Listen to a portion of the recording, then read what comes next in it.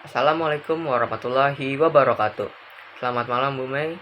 Saya Arik Farasatyo dari kelas 11-2 absen 3 ingin mempresentasikan mengenai profesi yang saya inginkan ataupun yang saya cita-citakan dari kecil. Profesi yang saya inginkan itu adalah menjadi seorang ilustrator. Mungkin saya akan jelaskan dulu ilustrator itu apa. Ilustrator itu adalah seorang seniman yang menciptakan gambar atau karya visual untuk mengilustrasikan ide, konsep, ataupun narasi. Biasanya ilustrator ini tuh menggunakan dua media, yaitu media tradisional dan media digital.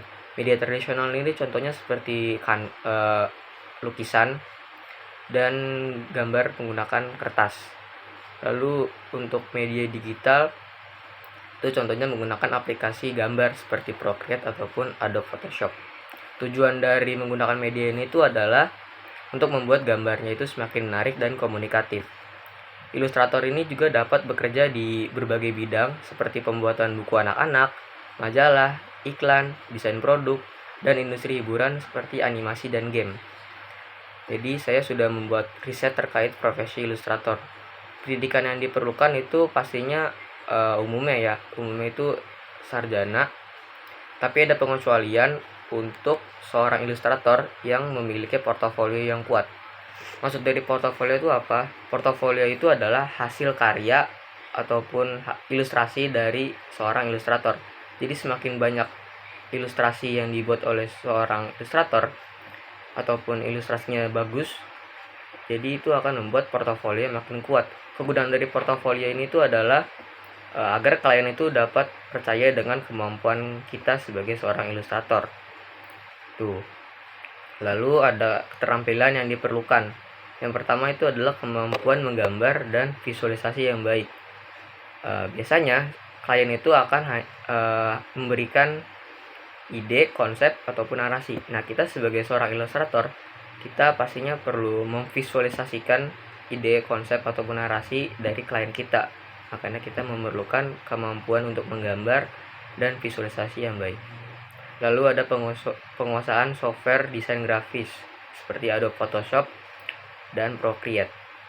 Nah, jadi karena zaman sudah berkembang, jadi media tradisional itu sudah sedikit tergeser karena media digital itu lebih menarik di mata orang-orang. Kegunaan dari ilustrator ini untuk menguasai software itu agar tidak tersingkirkan. Jadi misalkan contoh ada ilustrator yang sudah menguasai software desain grafis. Jika dibandingkan dengan ilustrator yang masih menggunakan tradisional, itu pasti orang-orang akan lebih memilih ilustrator yang bisa menggunakan software desain grafis. Lalu ada kreativitas dan kemampuan untuk menginterpretasikan ide ke dalam bentuk visual. Seperti yang sudah saya bilang sebelumnya, seorang ilustrator itu biasanya akan diberikan ide, konsep, ataupun narasi. Nah, kita sebagai seorang ilustrator harus membuat gambaran visual agar ide, konsep, dan narasinya itu bisa terlihat oleh orang-orang. Lalu ada kemampuan komunikasi yang baik untuk berinteraksi dengan klien. Nah, jadi klien kan menggunakan jasa kita untuk membuat suatu ilustrasi. Nah, pasti perlu komunikasi dua belah pihak antara klien dan ilustratornya.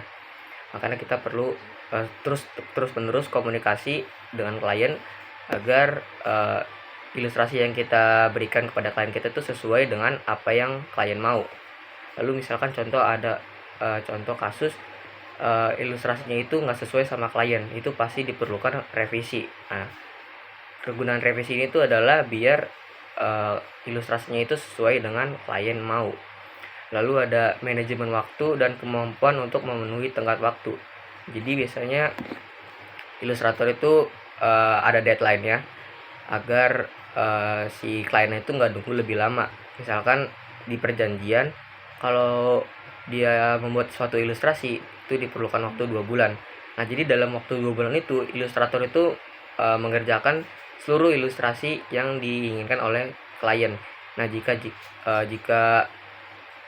lewat dari 2 bulan itu ada konsekuensi yang pasti diberikan kepada ilustrator. Lalu ada yang ketiga, ini ada prospek kerja. Jadi ilustrator itu dapat bekerja sebagai freelancer atau bergabung dengan agensi kreatif.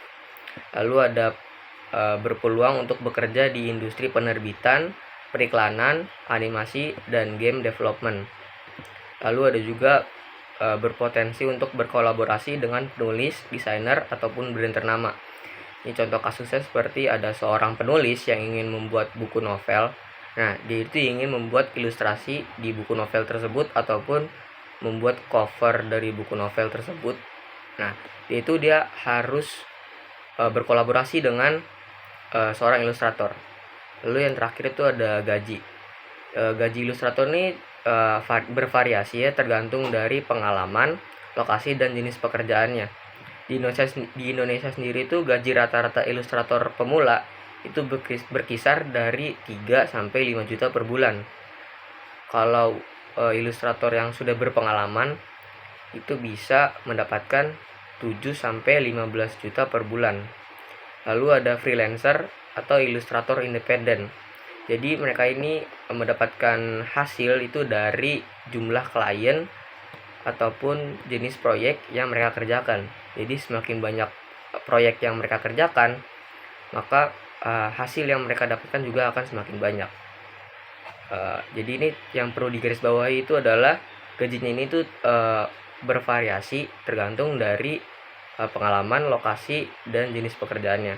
Mungkin sekian dari saya, kurang lebihnya mohon maaf. Wassalamualaikum warahmatullahi wabarakatuh.